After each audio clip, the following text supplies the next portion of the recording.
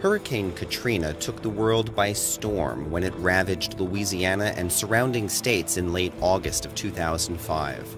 Katrina's effects were far-reaching, and researchers continue to uncover new areas of devastation left in her wake. This storm incubated very, very rapidly and intensified very, very rapidly to a very, very strong hurricane.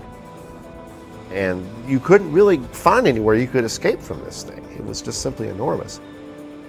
The urban effects of the storm are well known, but Katrina had a huge impact on regional forests as well. Using data from NASA's Landsat and Terra satellites, a group of researchers have estimated that Hurricane Katrina killed or severely damaged 320 million large trees in Gulf Coast forests.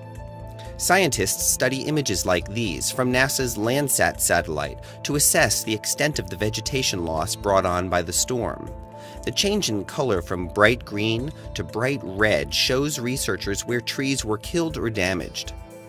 We think of these storms as producing giant waves that come in and inundate coastlines, and we think of the heavy rains that flood, but the winds are a third very powerful facet of these systems.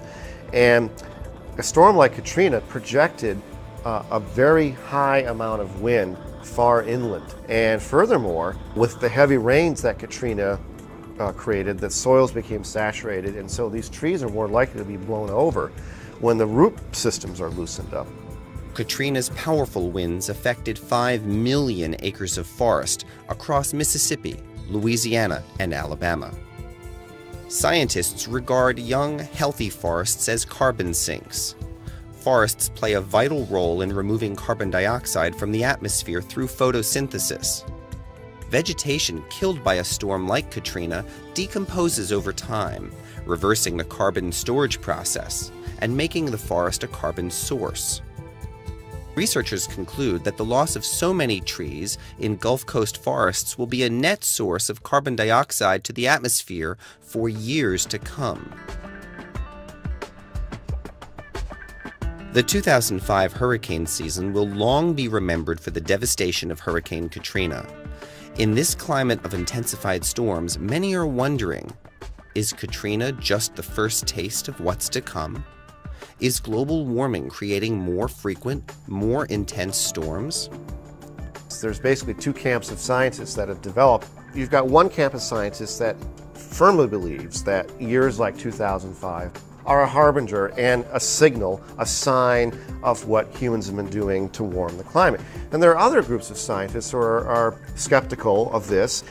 They think that there are natural cycles that control the frequency of hurricanes.